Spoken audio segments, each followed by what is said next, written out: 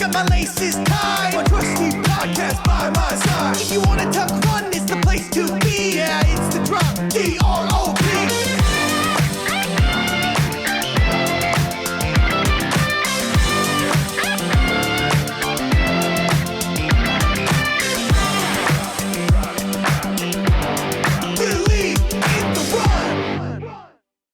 All right, today on the show we have Henry Abbott, author of the upcoming book. Is it upcoming or is it already out? May 6th. May 6th.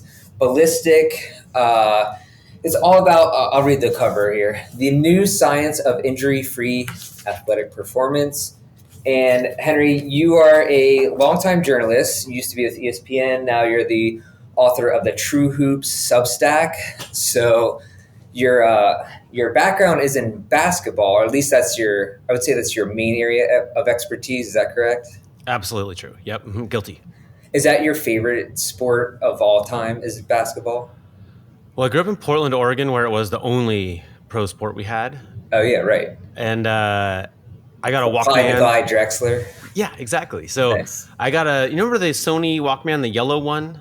Oh yeah, for sure. When I was in 7th grade, that was like the coolest thing I had ever owned. Yes. I got it as a gift, and it created a little loophole in my life where I was like doing my homework, but I was really listening to my Walkman, which a lot of times was the Blazers, and they were bad when I started. When I first got the Walkman, they were a bad team, but it was just kind of a much more fun thing to do than my homework. So yeah, I kind of had this like personal love affair with the Blazers. And then as I kept listening, they like rose. It was like Terry Porter. It became, by the time I was graduating from high school, like my high school graduation was literally like everybody's wearing a little earpiece to listen because it happened to be exactly during, I think, a Western Conference Finals game or something. Right. Yeah. So once you're part of that like upswing, it just became, I was a kid. We had a gravel driveway, and I got my dad to put a hoop in the driveway, and I played on gravel.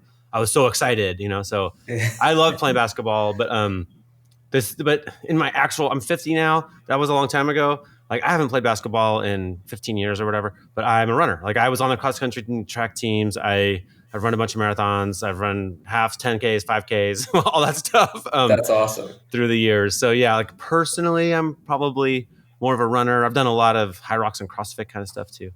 But nice. But yeah, in terms of just like if I were going to watch a game, I'll watch basketball. Yeah, sure. Love it. Okay. Yeah. So that's so interesting because so obviously this is a running podcast. So I'm excited that you're a runner because I wasn't sure. I read in some of your book that you had done some running in the past and everything. But it's always nice to have, I wasn't sure about the sports injury, if it was going to be more related to basketball or other sports, more injury prone sports. But so I'm saying I'm 40, I'm 43 this May. And I have noticed that over the last couple years, my bodies start to do, I don't know, I guess you could say breakdown. While running's been okay, I will say that a couple weeks ago, I joined in a pickup basketball game. Uh-oh, yeah. One of my friends, one of my kids' friend's dad was like, hey, you should come down and do some basketball. So I jumped in, and of course, I'm thinking to myself, I'm still 32 years old, which is, I think the last time I played was like 8 years ago. And so I'm thinking, I've been a runner. This is fine. I can go up and it's only half court, but still go around. And man, I got to tell you, that next day I was feeling it. And I was just thankful I didn't tear an ACL or something. Where were you feeling it? Like what were the symptoms? Definitely. So it was an outdoor court. Mm-hmm. So my ankles weren't feeling great. I got a huge blister on my foot because the shoes I had were like these garbage Nike outlet shoes. And I would just say I was just even in my knees a little bit probably from jumping and stuff. But yeah, reading the book made me think of that, and then hearing about you and your running career, same thing. Yeah, there's this oddity of like the one thing that makes me think of is years ago I did this like basketball train like a pro thing where I went down to IMG Academy and we went through the rigors of like what NBA players go through in off-season training. And at one point some trainer guy was like, there are a bunch of us journalists sitting there, and he's like, hey, who here is under 35? Raise your hand. And then he's like, okay.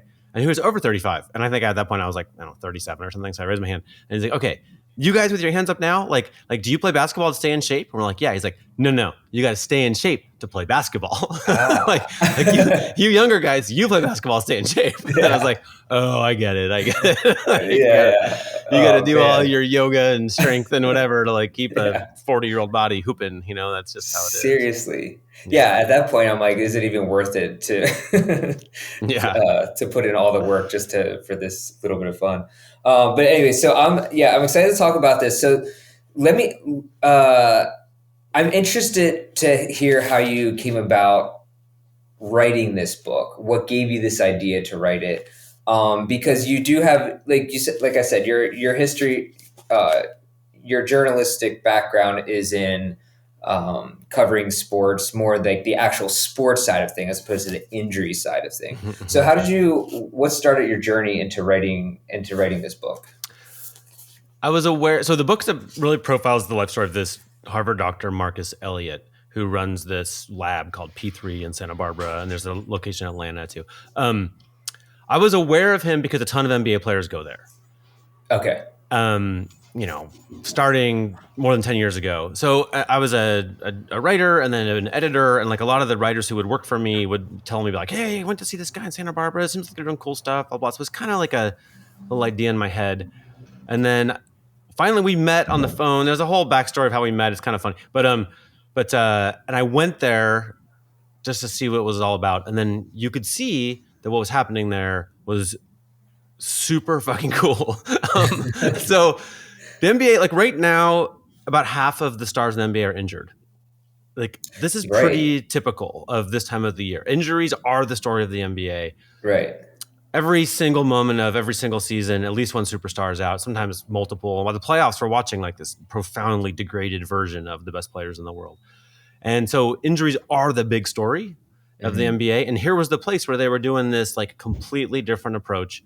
And it's all about prevention. So heart attack therapy used to be you live your life however you're going to live it, and then you keel over and die. And then they say it was because you were thinking evil thoughts or coveted your friend's wife or whatever, right? And like there's literally cardiac literature like this from like not that long ago.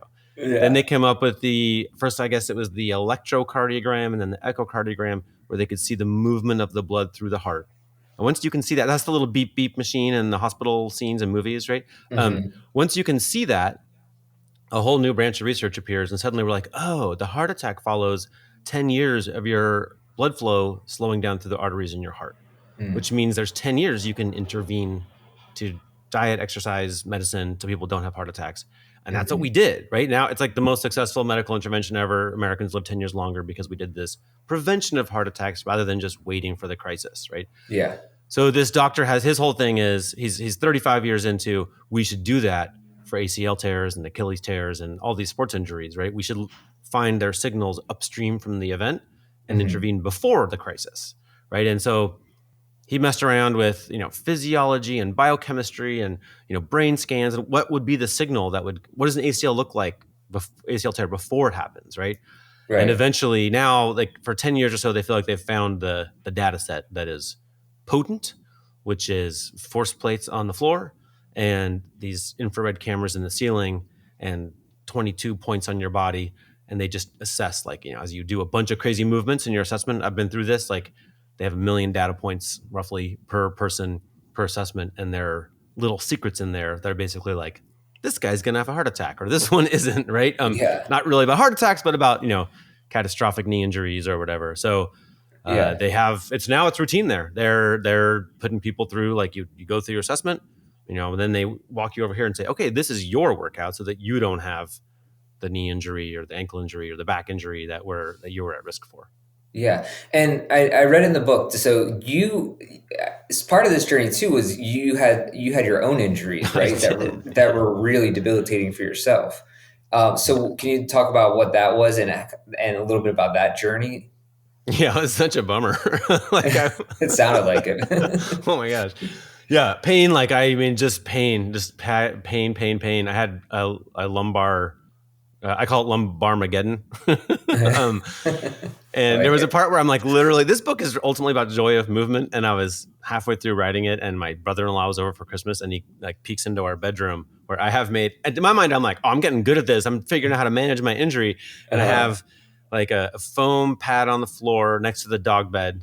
I have an open bowl of Tylenol, like from Costco, just dumped in there. Thanks. Um, every time I go to bed, I have a heating pad and an ice pack that I have to like put like just so. And then I have just Yeah. so many pillows. There's like one between my knees and two under my head, and like I'm like it's just this. I'm like an invalid, right? And Yeah. and I'm my mind like it's getting better. This is better than it had been, you know. And my brother-in-law, who hasn't been over for a while, peeks in and he's like, "Oh, this is so sad." That's amazing. And then like there's like two. It's like a good news, bad news thing from being in the middle of this book. The kind of like bad news was it turns out I'm a classic example of one of the big findings of this lab, right? And they call it a blender. This affects runners. I think it affected me, which is about a third of people that they've tested. This is a third of NBA players, a third of all athletes have a tendency to, when you land, these are the big forces of all sports are from landing, Okay. right? This is your torso is 80% of your body's mass. That's a pretty big thing to have falling, right? And then the earth is hard as hell. And so, boom, you're landing. And Right. like the amount of force in some cases would be enough to like dent a car, right? Or Yeah. indeed, it's about depending on you, your size, and how you're formed. Like, it might be enough to like sever a human spine. We land with a ton of force, right? Whoa. So you're counting on those three stacked joints, right? Your ankles, knees, and hips to like attenuate the force. So like that's your spring. This is like the physics class with the egg drop. And you have a contraption to stop the egg from shattering. Yeah. Our Yeah. contraption is three stacked joints, right? Yeah. And it works really well most of the time, right? Right. But in this third of people who they call blenders, there's an oddity, which is your ankles bend and your knees bend in time, and your hips don't do the job. There's a bunch of different ways they get weird. Some people start into the next step before they land. Some people just stay stiff. Some people, their hips kind of do nothing. And so now that force, this is like a big discovery, that the force that would go into your glutes ideally, right? The best place for that force to go, this big muscle that can absorb just tons of force, Right. isn't getting the force. And so it just goes upstream one more step to your lower back. Yeah. So like I ran all these marathons, and every step I was putting the force that was supposed to go into my glute into my lower back, and you can see it on the MRI. It looks like someone jackhammered in there, right? It's like I got all the problems. Literally like, oh, you got a bulge in this? I'm like, dude, I got everything. Like, it's a total disaster. On MRI, right? And so I felt like I kind of lived in the MRI for a while, right? And then I did PT and I got a little better. I could like drive a car and fly on a plane and walk my dog and that kind of stuff. And then I flew back out to Santa Barbara for the next trip for the book. And I had told them at P3 that I didn't want to go through an assessment, and I didn't want to like upset my journalistic objectivity, you know? Right. And Marcus was like, "Hey man, I know you got your like whatever journalism, blah blah blah, but like, can you hop on the force plates? Can we help you out? Can we just like give you a little help here?" And I was at that point thinking I might live the rest of my life in debilitating pain, which wasn't that fun. And so I was like, "All right, see ya, journalism." You know, like I gotta do this. You gotta weigh one against the other. Yeah. I feel you. And long story short, I was running up a riverbed like within the week. Really? They gave me a bunch of home workouts to do to really strengthen my lower leg, to strengthen my hips, to get my hip mobility and stability better, and also just kind of told me that I was okay. They told me like I could explore moving more, and next thing you know, we're running barefoot up this river. It's all in Santa Barbara. Have you been to Santa Barbara? It's like ridiculous. I haven't been to Santa Barbara, no. Oh, but yeah.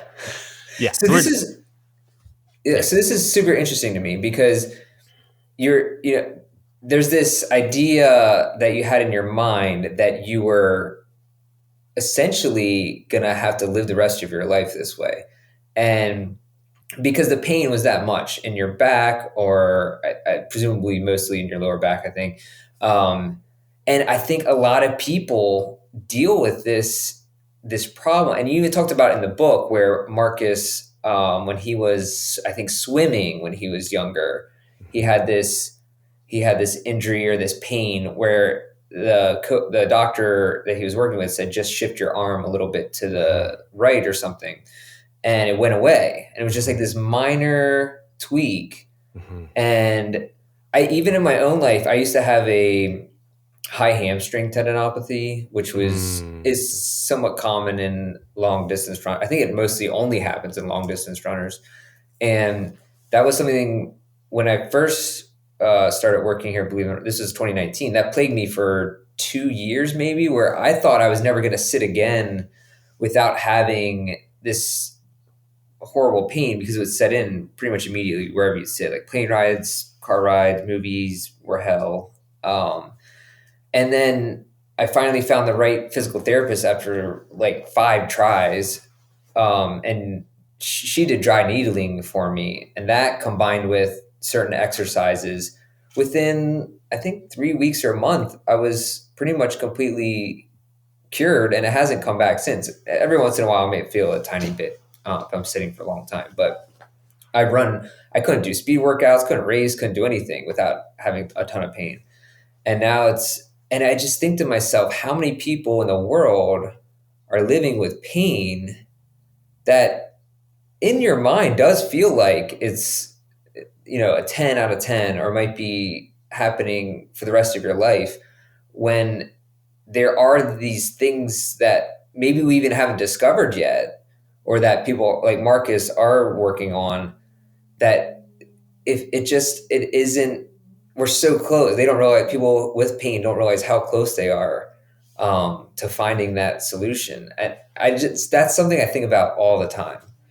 I feel like everybody I know, like when I tell them I'm writing this book, I've been working on it for years, right? And there've been a lot of dinners, a lot of like a lot of just meeting people. They're like, what are you doing? And I'm saying this.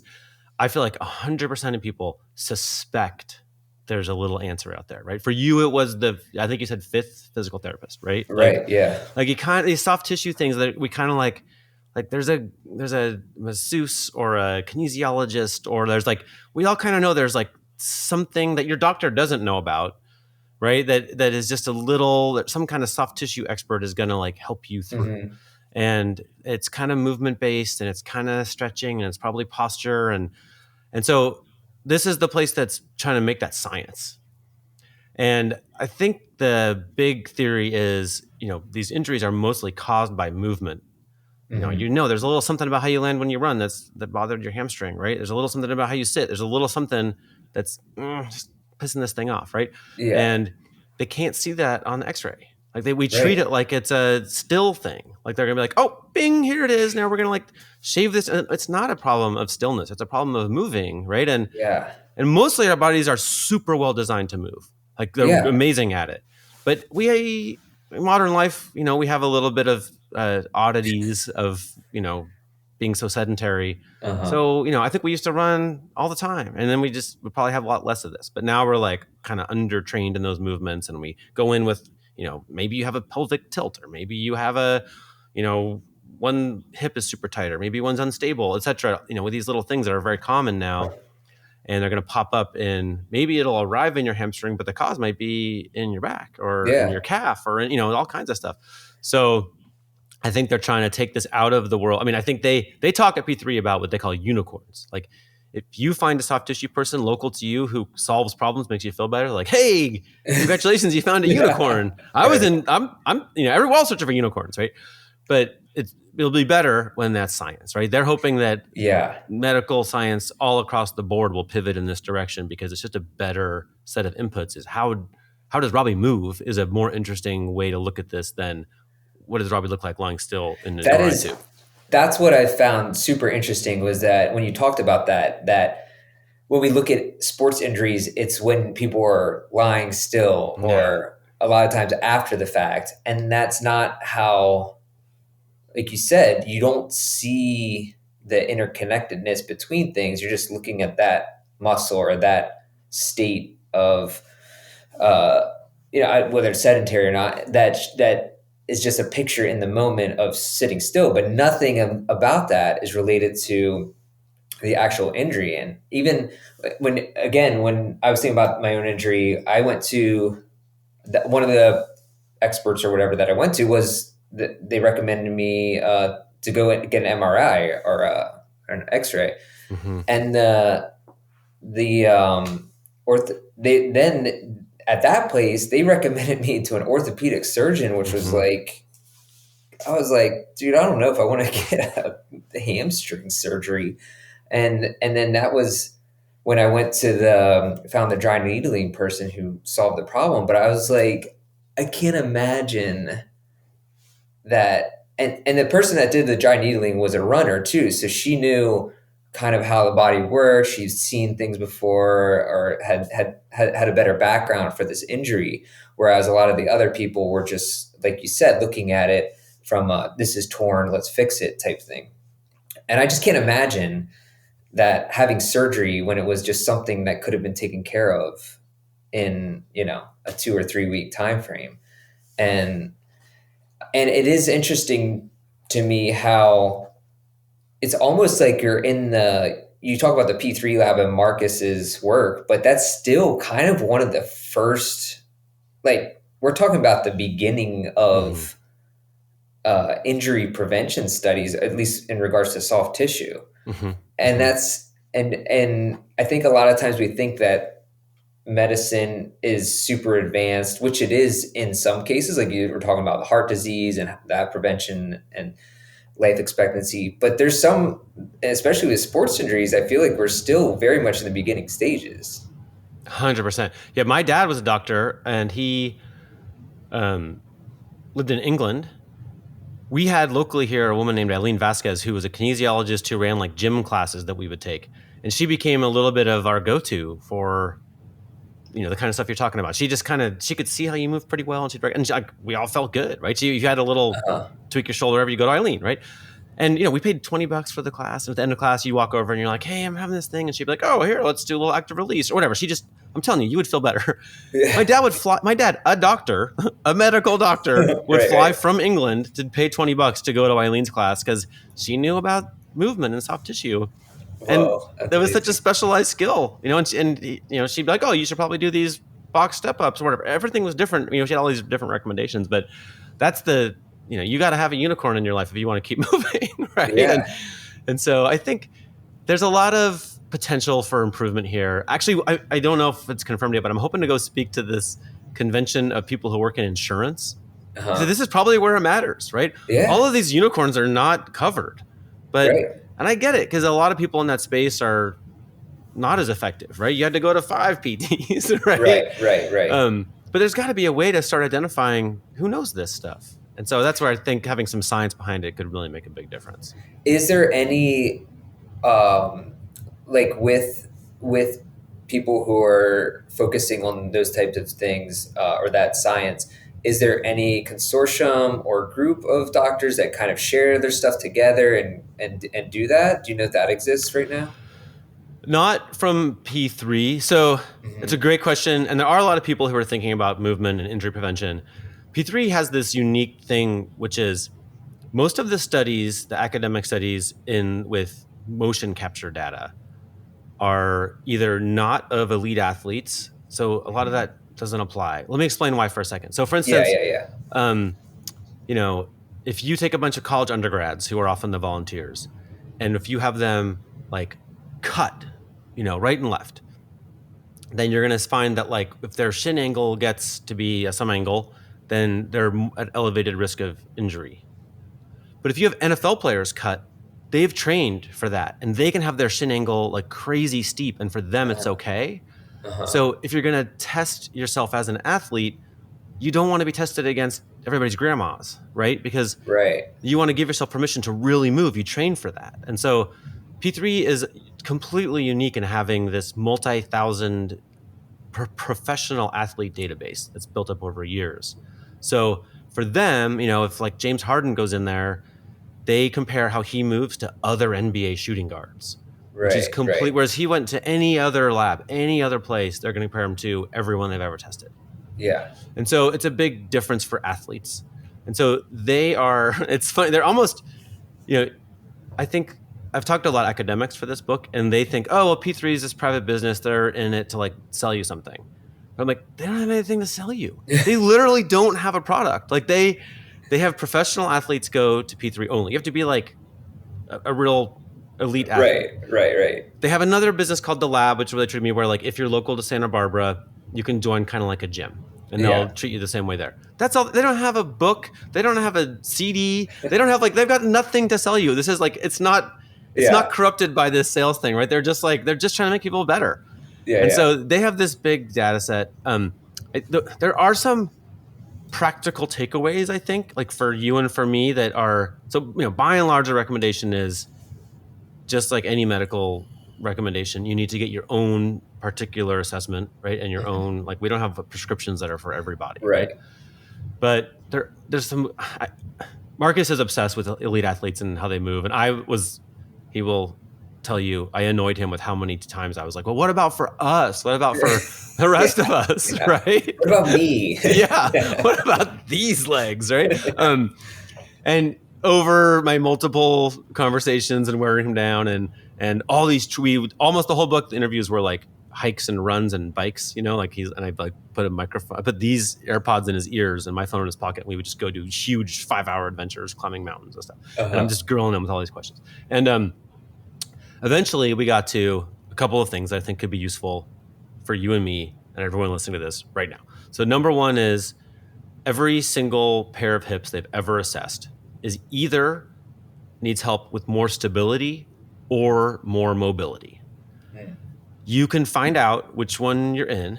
Well, actually, I was like, how do you know if your hips aren't mobile enough? And he's like, which I think is true. That's probably, for runners, that's probably most of us. But the way that you could test that is to do what they call standing figure 4, right? So you stand on your left leg, but your right ankle across your left knee, and then sit down, right? On one leg, you're balancing. If you can really sink into that and hold it there, your hips are probably mobile enough, right? Yeah. For stability, he's like, do a side plank, all 10 toes pointing forward, leg and arm elevated, right? So your body's a big X. So if you can just hold that, which is really hard to do, your hips are probably stable enough. Okay. And now I'm going to speak super broadly, right? They would have more specific recommendations if you went and got assessed. But basically, the little joke around P3 is like people who do yoga, their hips are probably mobile enough, and they keep going to yoga and getting more mobility, but they need stability, right? Interesting, right? People who lift weights, their hips are probably stable enough, but they keep doing more stability. They need more mobility. So people who lift weights should do yoga. People who do yoga should lift weights, right? Is kind of the... Right. And it is like, it's disproportionately women will have more mobile hips and men will have more stable hips. Yeah. It's not a rule, but it's like, it's a little bit more that way. So interestingly, when I had that injury, my PT said she looked at hip mobility and she was like, oh, your hips are crazy mobile. Like, oh, good. It was like when you extend it, when I was on my side and extended my hip, it went way past the normal. Like when I was a kid, I used to sit like a W on the floor. Yeah, you know what I mean? Yeah. Like, yeah. And so she actually suspected part of that hamstring injury was because my hips kind of swing out, that maybe the hamstring was trying to keep it in line. Yeah. So every time it's because of the flexibility, like the hamstring's doing extra work to pull it back into line, which may or may not be true, but it certainly makes sense. And so she had me do a lot of, like you said, stability exercises or hip strengthening exercises in that way. So this is interesting. Like, so Marcus, I think of I'm a stiff hipped guy. I think of hip mobility as like medicine, right? Like to me, it seems like only good, right? Like my wife has really mobile hips and I'm like, man, like if I could only get like that. But then Marcus was talking about he used to have a yoga teacher who had like the most extreme mobility of any human he's ever seen. And she could do all these crazy yoga things. And she needed both hips replaced when she was in her early 50s. And he's kind of explaining like, she needed stability, right? Yeah. So while he's teaching me this and I'm going through my back thing, my mother-in-law had hip replacement surgery.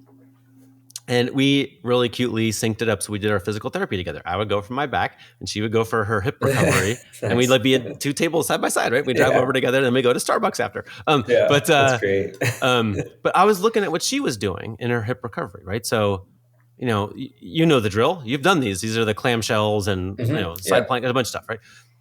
Meanwhile, so I do that for weeks on end. And I can, at that point, I almost had memorized what her standard hip recovery PT was.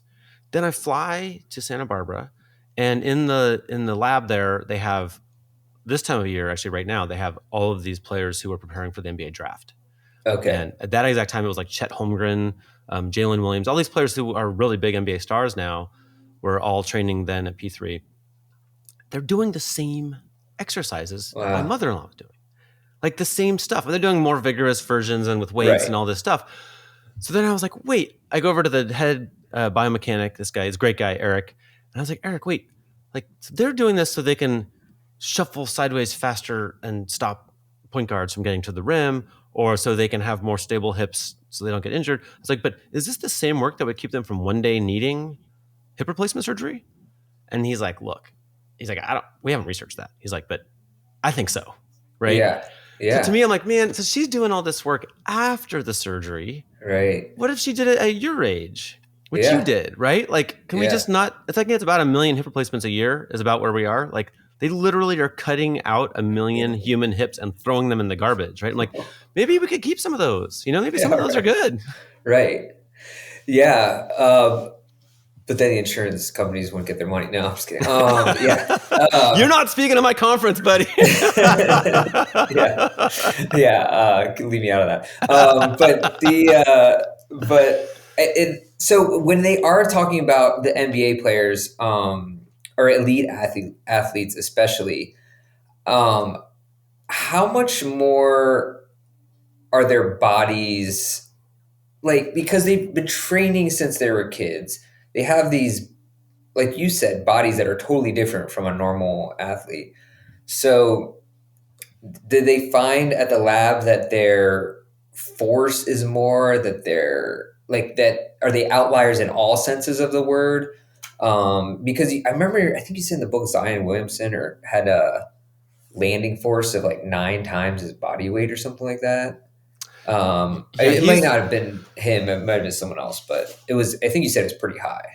Yeah, he has the record for, like, he pushes on the earth the hardest of anyone. Okay. There's another NBA player whose name I actually have never learned, but he has the record for he steps off an 18-inch box, lands on the force plates, and lands with 11,000 newtons, which is I think that's 9 times his body weight, but that is like a professional boxer's punch is 100 newtons. The force to there's these disgusting studies where they like literally see how much force it takes to sever a human spine with a cadaver. It's that's like the worst job I know of. But about 3,000 newtons to sever a human spine. This NBA player is landing with 11,000 newtons. So it just gives you a sense of how important it is to land with good form. Yeah. Man, that is, and do they find that kind of force? I would imagine that leads to like a lot of injuries, right? And I'm guessing that's what the problems they're trying to solve there.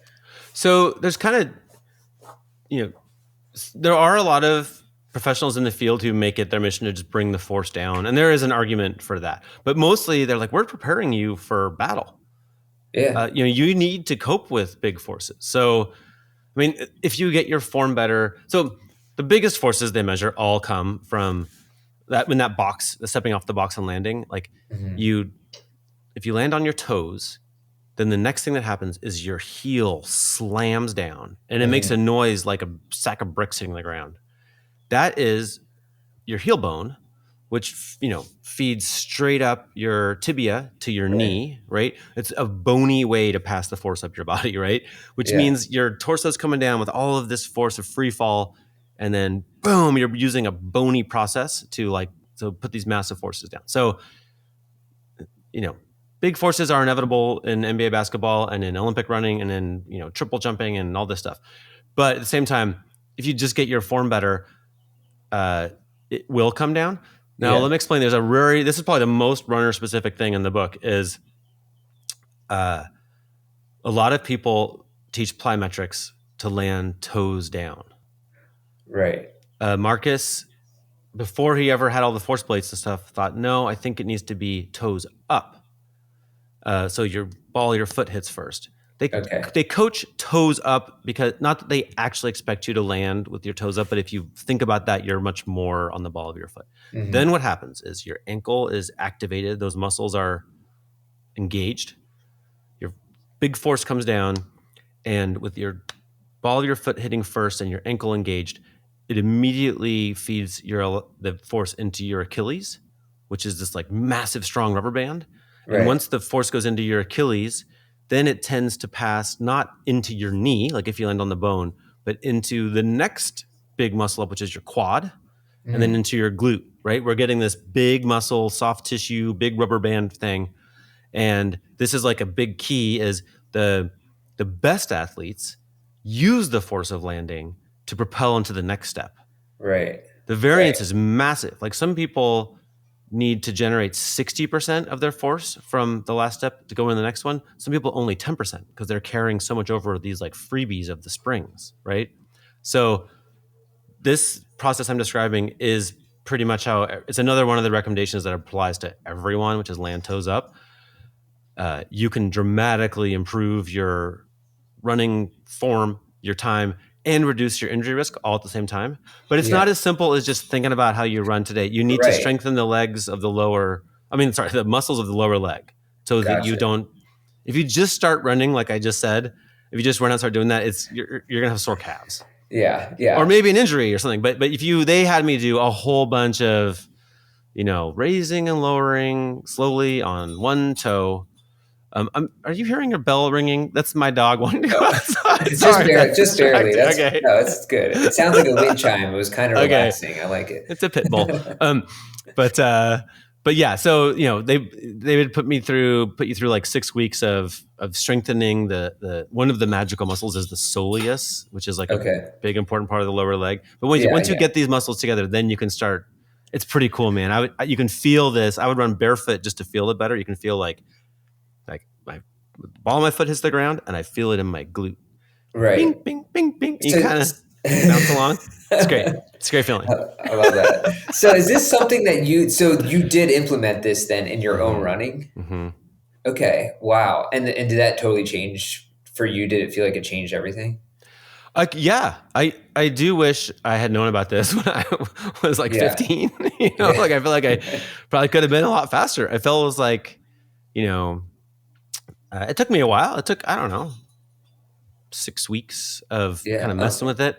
My son was on a swim team next to this big park where there was like grassy open space, and I would just run I run barefoot. I think people thought I was crazy. They all think, they definitely thought you were nuts. Yeah. But I was like, I gotta figure out my body, right? Like, and but you're there to embarrass your kids. That's what we exist. Absolutely, you couldn't agree more. And but there was a day where I was going up this gentle grassy uphill, and I was like, oh my god, like I'm flying along, right? Just easy. It just felt easy.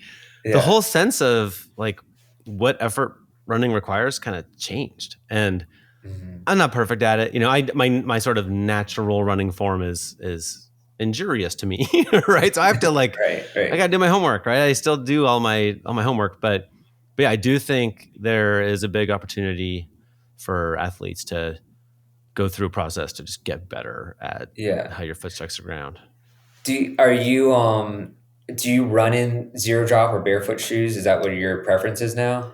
Yeah, I've gone through every one of those. I read Born to Run like when it came out, and I went down the whole journey that probably everybody went on, right? Yeah. I was on this for a while. I was on this maybe like the most elite thing I've done in my adult running was I was on this. I was an injury replacement for a team that like would win the River to Sea relay, which used to be this really fun relay across New Jersey. Okay, cool. And I went and I had 2 different legs of the relay, and this was like my first test or whatever. And these were dudes like they'd run on TV in college, and they were like running 5-minute miles all day, and and I was like the fill-in.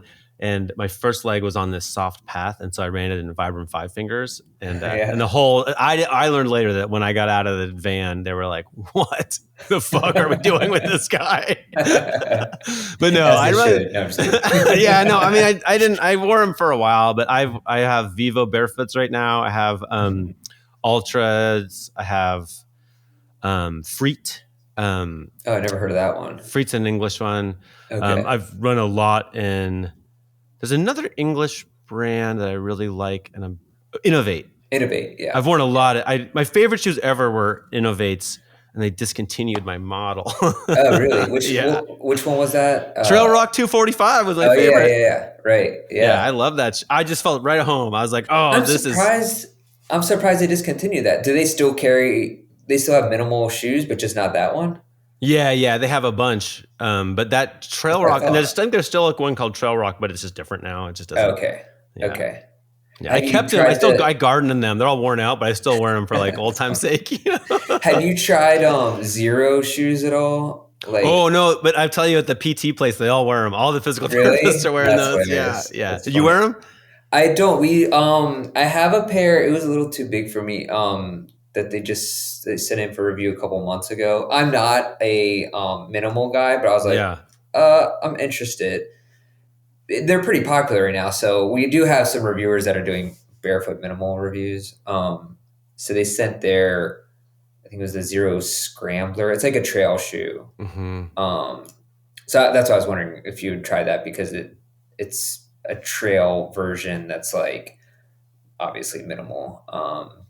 Has like a Michelin outsole and stuff, but yeah, that's the kind of thing I would wear for sure. Yeah, you might want to check it out. I think the guy that we reviewed it gave a pretty decent review. But anyways, yeah, that's it is interesting because like we run. I'm not gonna lie, we run in like the crazy stuff, the carbon fiber, the max cushion, whatever. But I totally see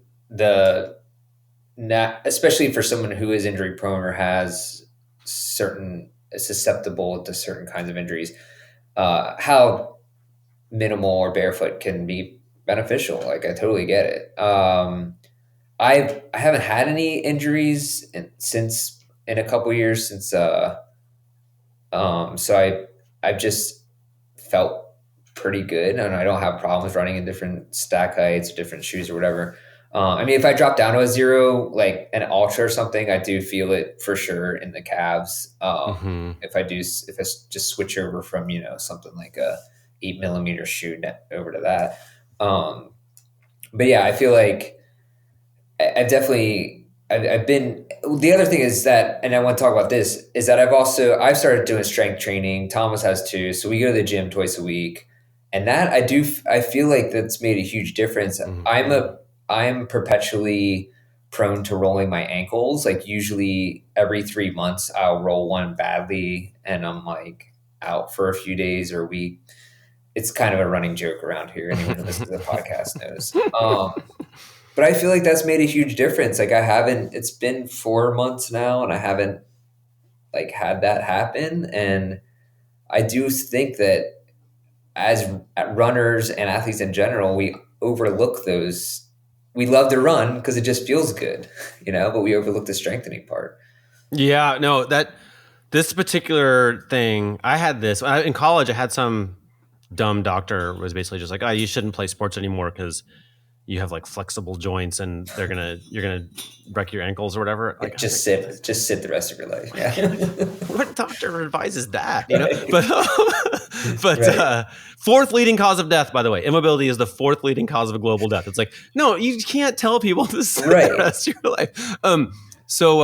Plus, people want to hear that. People are like want the path of least resistance. If you tell them to do that, they're gonna like. Most people will be like, okay, like my doctor said so. They do. They have these little warnings, like talk to your doctor before starting an exercise program, and I'm like, find the doctor who tells you not to exercise. Like, where's that one?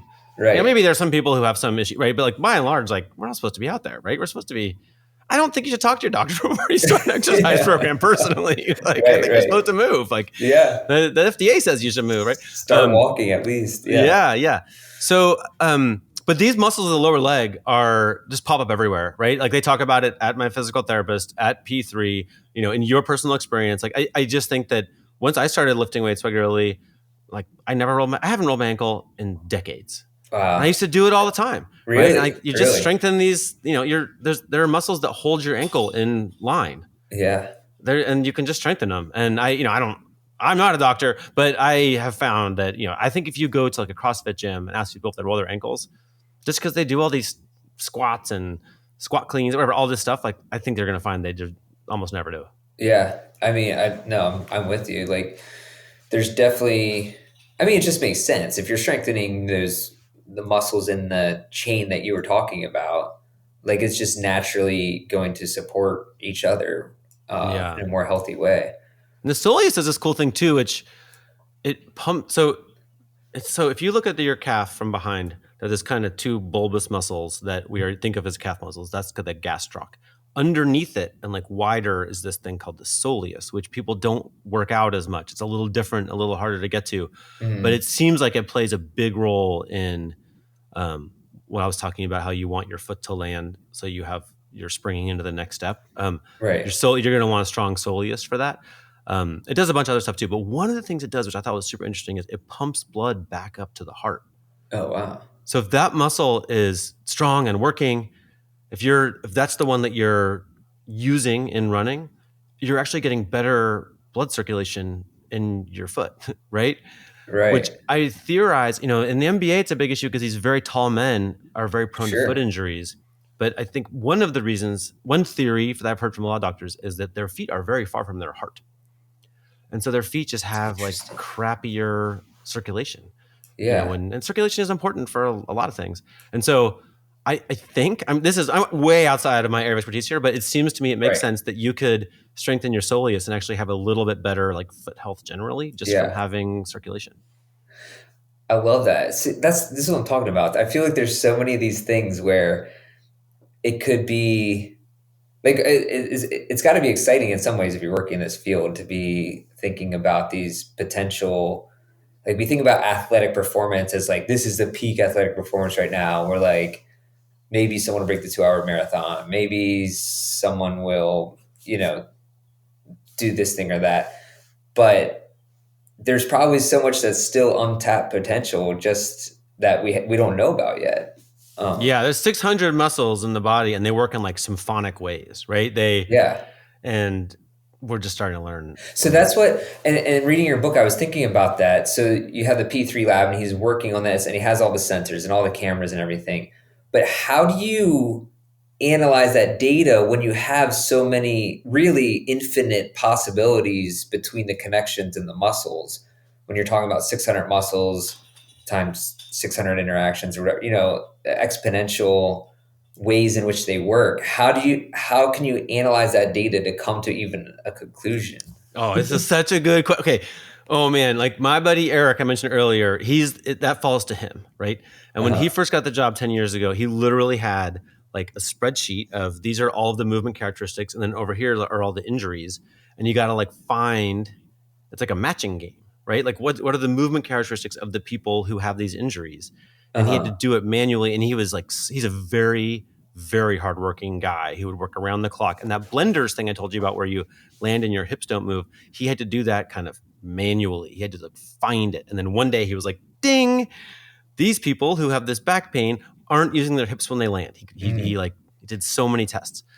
Now, I know we're all scared about AI, machine learning, but this is the best use of it I'm aware of. Is an NBA player gets an ACL tear, they go ding, like ACL tear, and then the machine learning goes brrr, like what does that look like when we tested him 18 months ago? Oh, he moved like this. Like, are there other players who move like that of ACL tear? And then there's very intense language about like the data processing, and there's all these terms like XRAP. There's all these terms I don't know, right? But they're very. It's like sabermetrics for injuries. Yeah, and so it's like validating, like is this one a one-off or is this a trend? Is a difficult data question to answer, but they're very good at it, and so they're starting to see like the big factors in injuries tend to be like how your foot strikes the ground or how your hips behave when you land. Like those are the two categories that just like blow up with all sorts of different sports, all sorts of different injuries. Like that's like the core of what we have been missing comes in these two places. There's a ton more, but those are big ones. So then I guess if an athlete is coming into the lab and they're doing all the tests, then they can match that data. So someone has an ACL injury over here, you go look back at their data from when they're in the first time, and then you say, oh, this athlete here has similar landing style. The way he cuts is similar to here. How can we preemptively help, treat this before it becomes an injury? Yeah. So yes, there are a few different ways it goes. One is they just do massive internal studies. So one of the biggest ones that I'm aware of, and the results are pretty crazy, are really just like how do NBA players move before they have a catastrophic knee injury? Mhm. Catastrophic knee injuries are mostly ACL tears, but it could also be like some patella stuff that keeps you out for months and months and months. Yeah. And there's they test everything, right? They have all of these data points. It could be, they're open to the angle between any one of the 22 points on your body, right? It could be any of these. And what comes back is like the number one thing, which was present in 100% of the ACL tears studied, is they land on the outside of their foot and have No their way. foot roll to the inside. Oh, really? A little bit of that is common, but they named it translation. But if it goes more than 25 degrees, it just is doing something. It's making your knee vulnerable. That's Yeah. number one. Number two is femoral rotation. So like you and I might stand next to each other and squat like in a workout class, and it would look the same. But to the cameras in the ceiling with all the and the force plates in the ground, they might see that one of us has a femur that rotates as you squat back. Interesting. I'm rolling my forearm, so it's just Yeah. your hip has a bunch of muscles that grip on to like the trochanters, these little notches on the outside of your hip bone to hold it in place. But Uh-huh. if those are weak, then it might have this habit of rotating. If it Right. does, it's like taking a turkey leg off the turkey body Yeah. at Thanksgiving, right? It twists your ACL and like rips it, right? So, and then the third one is hip deceleration. So, as you're landing, do you use the muscles of your hip to slow your body down or not? Right? Like I was a kind of a sloppy guy with that. So those are the top three. So now those are like, there's a bunch more. Almost none of, like literally, I think it's the 17th factor on the list, which was not present in a high percentage, is the first factor that's in the knee. Like the knee just catches hell from above and below, right? It's just like, Whoa. yeah. So Interesting. they're looking for stuff like that. I mean, this is their one study. They have a bunch more, but they're just, you come in, they assess you. They're going to be like, oh man, and we're worried about if you have this translation thing with your foot. Yeah. They're gonna stop the workout and they're gonna make you work on stabilizing your foot like right away, right? So Or this, so when they see those, it is like then they give a prescriptive set of yes, prevention, treatment, or exercise and strengthening type stuff. yeah, and you'll see Yeah. when you walk in, you'll see it all over. Like Have this, they noticed since this has become more bigger with especially with the elites in the NBA? Have they noticed a decrease in injuries and in injury rates with at least with those athletes? yes, but it's like it's not scientific, right? Because it's really Yeah. hard because they get NBA players. So right now they have the pre-draft guys for 7 weeks. Mm-hmm. And then they're just going to go and Right. they go away. You Some have of to them trust them to do the exercise and do everything else while they're okay. yeah. Some of them have like the same kind of homework I have and they do it. And some of them just don't have time to do it, or they have a different trainer with the team who has a different program. Some teams have deals with P3. So they'll like work with this training staff and keep assessing them through the year. Mm-hmm. There's a thing coming on board for next season NBA, which is every team will have a P3 style assessment setup, and they'll send the data to P3 4 times a year. Interesting. So the future is coming, but it's coming slowly. Yeah. Well, if they're anything like runners, I know they'll get their PT exercises to do, and then as soon as they start feeling better, they'll throw them out, and then Remember those? Yeah. I've done this many times myself. Yeah. You're like, I feel great. Nothing could go wrong. There's literally nothing. I'm great. And then I'm back to Teflon. Yay. Yeah. It's like, and then for some reason I never learned my lesson. But yeah, it's yeah, man, the injury stuff. I remember as far as the NBA, I feel like I remember Greg Oden when because he was so great when he was at Ohio State. And then I just remember it was like, I don't know if I remember anyone who was more injured than him. And then his career never even started really, right? Mm-hmm.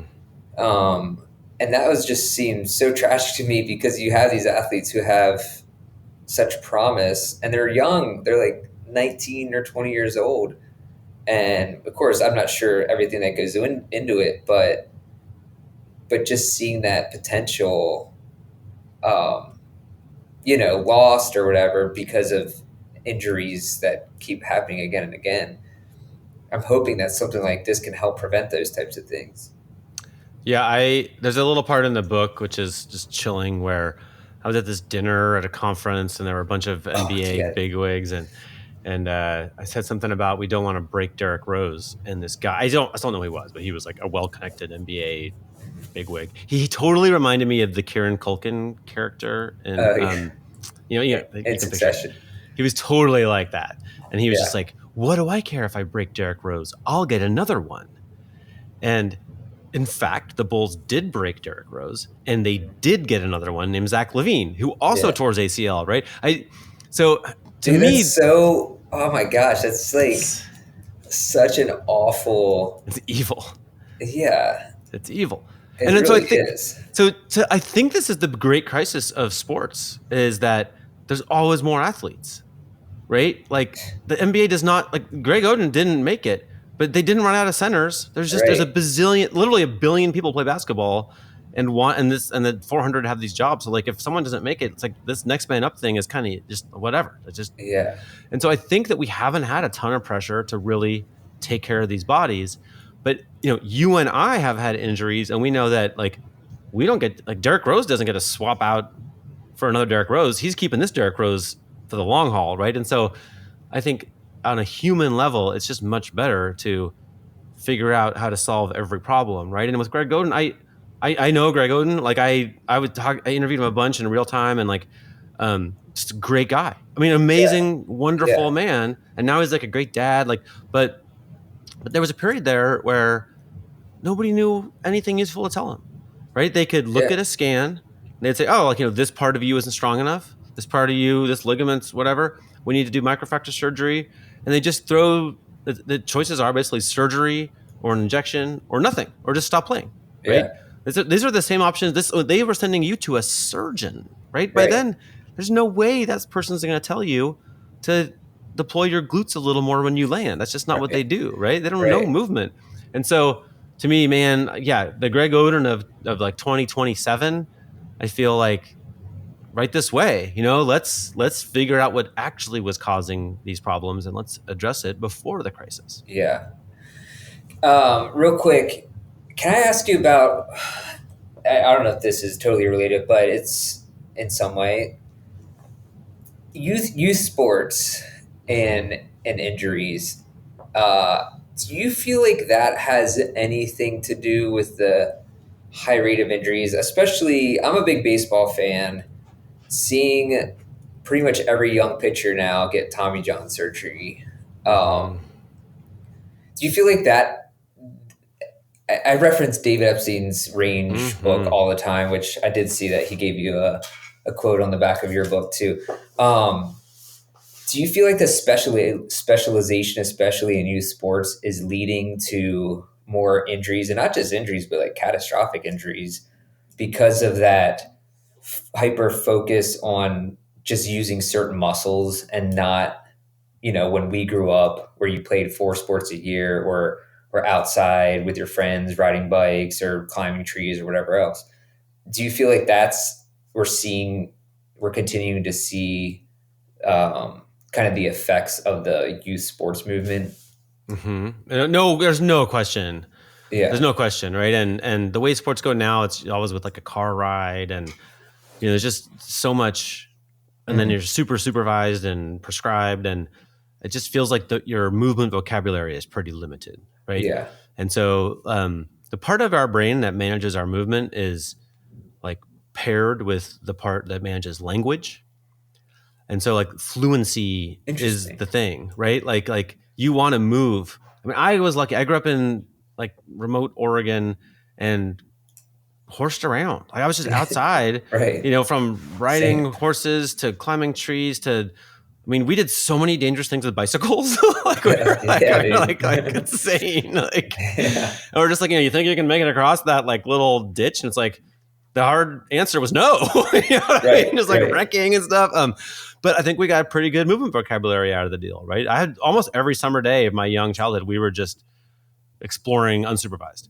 Yeah. And so we just got to, I kind of know what it feels like to like leap from this tree to that tree or whatever, right? And, you know, it's not, I mean, it came with some regrettable things where I'm sure parents interested in safety would be like, bummer, I'm sorry that you had to go through that. But at the same time, I think that this keeping everybody supervised is keeping them with a pretty limited vocabulary. Yeah. And to really move, like I know a friend who's a basketball coach and he tells people with kids, he's like, no man, like have them run off the diving board and catch a football while like spiraling their body through the air, right? Yeah. Just learn how to really move, you know, like athletically and explosively and excitingly. And so it's fun. That's the other problem is if you just go to soccer practice, and it's all you do and everything else is watching TV, like, I'm sorry, soccer practice isn't fun enough. Like, you gotta at that point, it's like a science experiment or something. Yeah. I remember at one point, I mean, this is like questionable parenting, but this is what happened. My daughter, when she was 14 or 15, we got pretty into, we did this MS ride to raise money, but we did it on a tandem bike. We bought this used tandem bike, and we did all these like rides with friends around here. But then it turned out there's this one hill where you could set your speed record. We had a pretty fun day where we only had 55 miles an hour on a tandem bike, you know, that's amazing. Yeah. Like we went home high-fiving that day and it was kind of fun. Right. You know, I felt like this little bit of just like, what's thrilling to you? What's fun? It's got, you know, what movement do you want to do today? I'm a huge fan of, like, my son was a skateboarder. I'm like, thank God, skateboarding is amazing because they wreck and they celebrate it. Yeah. Right? They're like, oh yeah, man, I totally wrecked that one. And like, that's such a good learning environment where it's just like, you're just going to try stuff. Like, I just go do stuff. Yeah. I grew up skateboarding. So I was like, I played baseball, soccer, tennis, at various points in my life. And then I was middle school to high school. I was skateboarded like all the time. Yeah. And I feel like that was such a great experience because, like you said, you're, you know, ollieing a set of stairs, wrecking, like rolling out of it, landing on your feet, like just doing crazy stuff. And not to mention even just normal skateboarding and the movement. There's so many different movements and ollieing and kickflips and whatever. And I still feel like I've still never broken a bone in my life. Awesome. I feel like to this day, even like I've never had any foot injuries or like stress fractures or anything like that. I truly think that helped a lot, especially with running, even, which I didn't start until later in life, till like 10 years ago. That helped strengthen my bones and a lot of my ligaments. Probably did lead to my rolled ankles situation.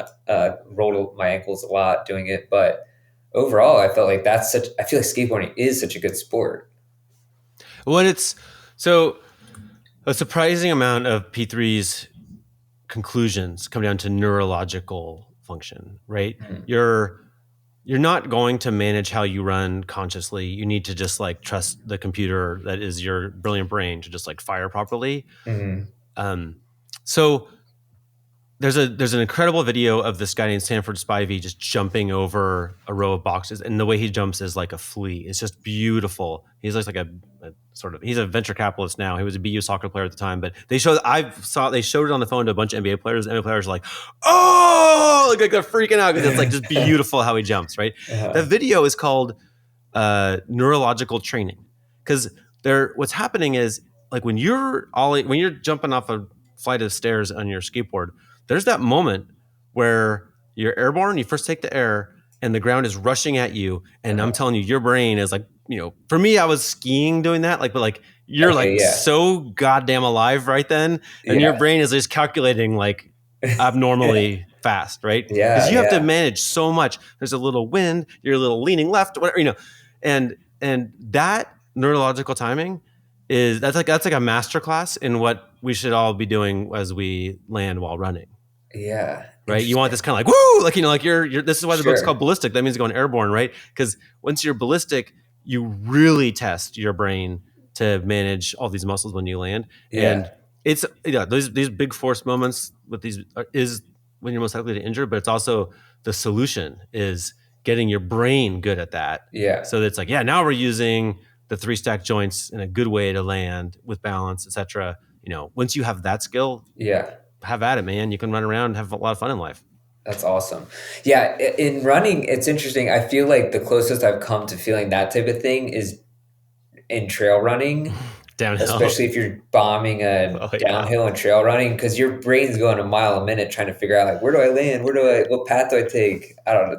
It's very similar in that way. And it's super trainable, right? There's studies like there are people who are bad and super, feel scared in that moment, but you can train it. And after, I don't know how long it takes, but your brain just gets good at it. I love that feeling, to be honest. Like when I couldn't run, like that's one of those, like, it's almost like a video game or something, right? You're just like, you just, it's not really conscious, right? It's like, I don't know. Do you mountain bike at all? I don't mountain bike. I've always, same thing. I can imagine, because you're going at a high rate of speed down a mountain with switchbacks and everything else. And you have to find your line. Yeah, totally. Down a mountain. Like skiing or running down, it's all the same. We're just kind of like, although there's a ton of input, it's actually very simple in your head, right? Because you're worried you're going to die. And you're just like, I got to get this line. I got to get this line. And you can't spend a long time. If there's like a tough foot placement coming up, take it. You just got to you're not going to be a third choice. You just got to you just got to go, right? Right. I'm always trying to keep my feet dry, but sometimes they get wet, Yeah. Totally. Didn't get that one, Man,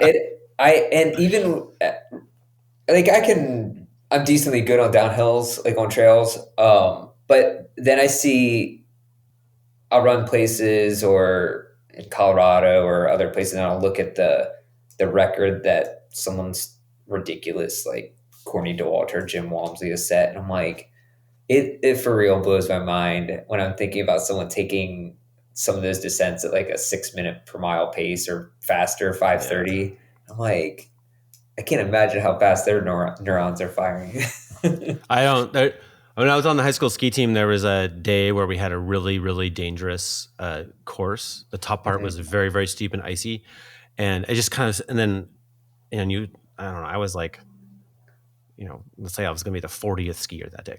So I'm watching the first ones go. And it kind of occurs to me, I'm like, oh, like the way you win today is by being willing to die.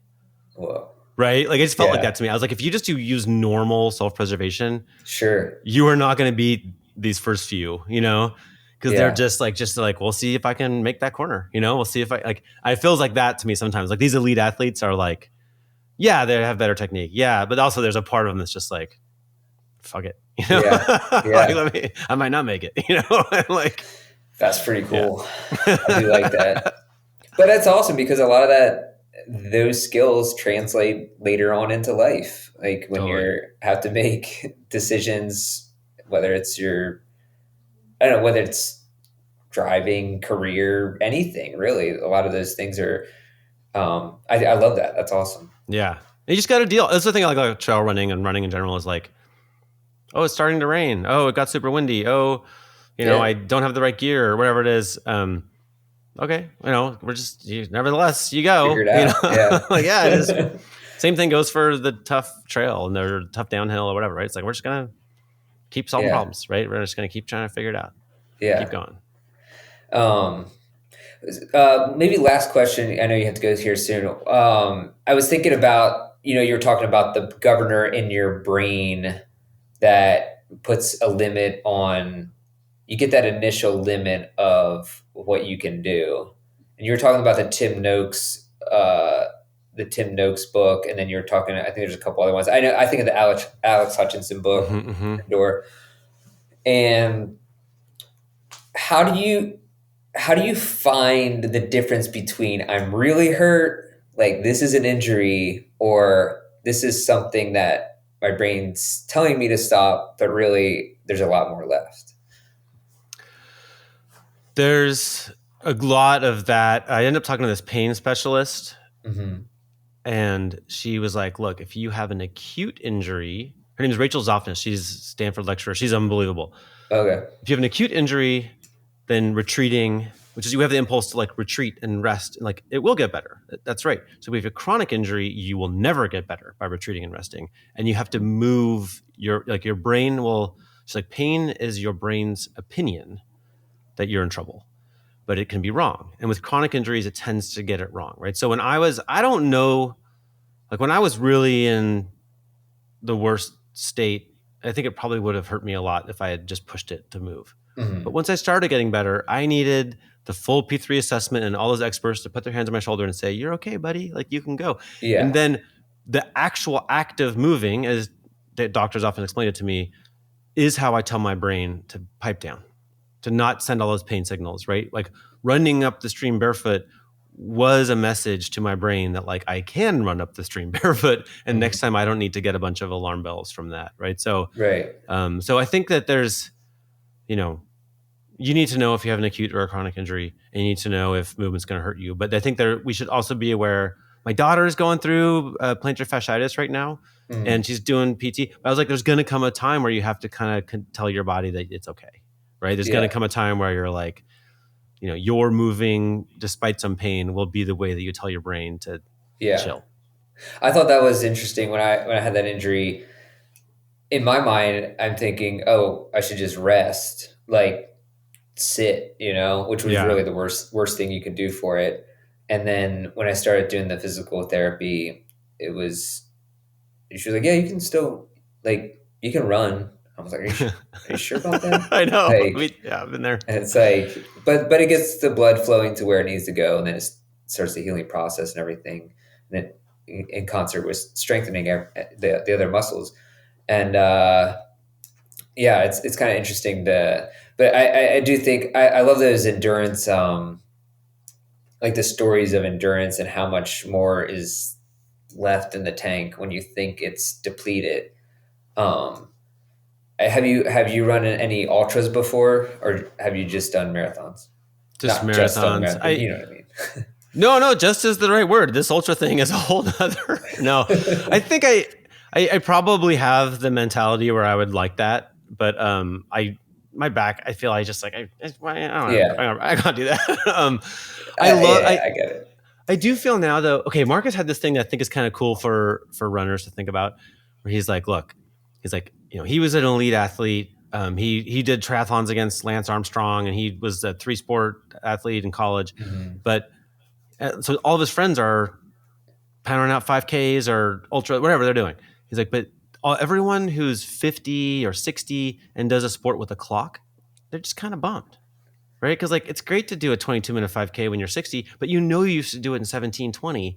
Yeah. And you're never going to unknow that, right? Yeah. And so he made this case that kind of fit with what I was already feeling in my life. But he was like, the biggest athletic accomplishment of my year last year was like, we climbed up to that ridge, and he points, and we camped up there, and it was cool as shit. And like, love that. And like, if you have these amorphous goals, then you get to age feeling like a champion because you're like, oh, we made it to that ridge, right? Yeah. Super cool. And, or they've done so many crazy, they do like, 35-mile stand-up paddle boards. They do crazy stuff, but super cool. Crazy hard things. But if it's in nature and it's kind of amorphous, it ages better, which I kind of love. Or I do this. I'll just point to some spot I want to get to and run up there, and it's great. I love that. I do love that. Yeah, because we run a fair amount of marathons, and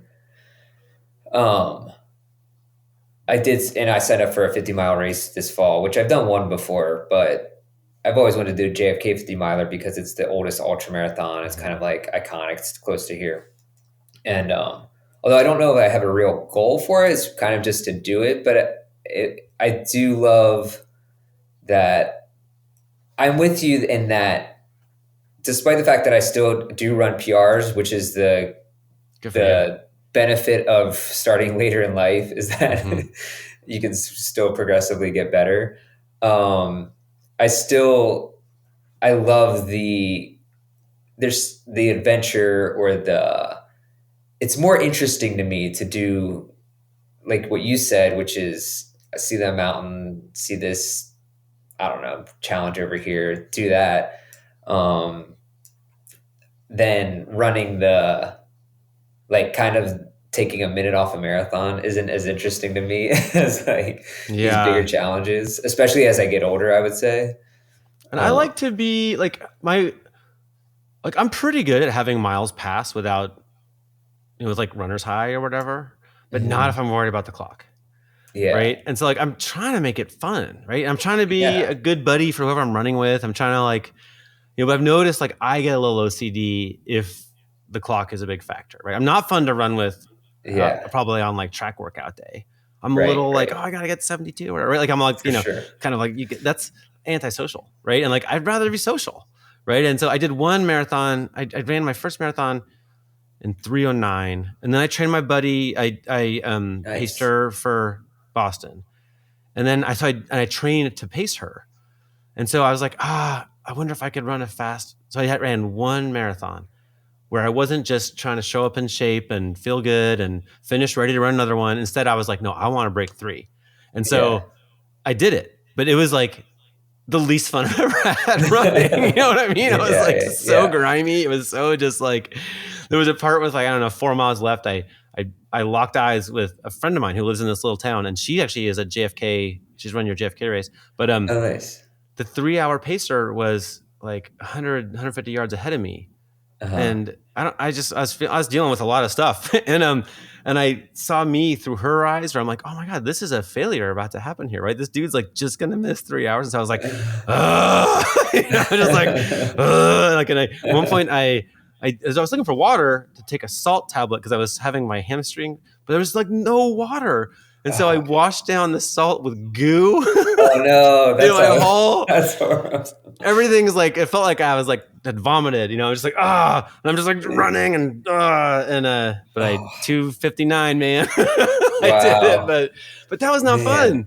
Because usually I'm elated. Usually I'm like woo, I love it here, but like not that day, man. Yeah, that's actually sounds. Eating a salt tab with a goo. I think I would have wrung out my singlet into my mouth. It would feel better than that. I do not recommend it. And I still had like 4 miles left, and I was just like, oh my God, I'm just trying to salivate more and like wash it down. Yeah, running. Yeah. Why do I do this again? Yeah. That's awesome. Well, thanks again for coming on the show. I really appreciate it. It's good talking to you. Super fun. Thanks for having me. Yeah, absolutely. Anytime. And if anyone wants to pick up the book, I think May 6th, you said. It's the title is Ballistic.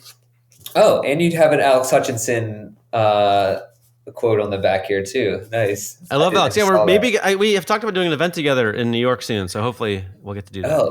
That would be awesome. And guys, yeah. I almost brought up Steve Magnus at some point in this interview, so I almost got the trifecta. I had dinner with Steve last month. I freaking love Steve Magnus, man. He's the best. He's a hero. Yeah, I love that dude. I actually want to have him back on the podcast soon. We had him a long time ago, like a couple years ago. But when I brought up youth sports, I actually really want to talk to him about that and some of the because I know he's a coach, and I love some of his philosophies his Substack's great as well. So I set up a dinner with my family and Steve Magnus and Marcus Elliott, and then Marcus and Steve, like the whole dinner was them being like, oh, like that's very interesting. That's also what I found. And they were just like, they totally, and now I'm in a text thread where they just like have a little love back and forth, like it's, that's awesome. Yeah. They're two kind of honest dudes who are trying to look into this same kind of stuff. And they like, there's like game recognizes game between them, which is like, that's cool to be part of. Yeah. See, that's what I'm talking about. I love the collaboration of people who are really thinking like outside the box or trying to like move things in the next direction. That's cool. Love it. Totally. All right. Well, thanks again, Henry. Appreciate it. And we'll talk soon. Okay. Thanks, Robbie. Good talking. All right. Give a good stretch, got my laces tied. My trusty podcast by my side. If you want to tuck run, it's the place to be. Yeah, it's the drop. DRO.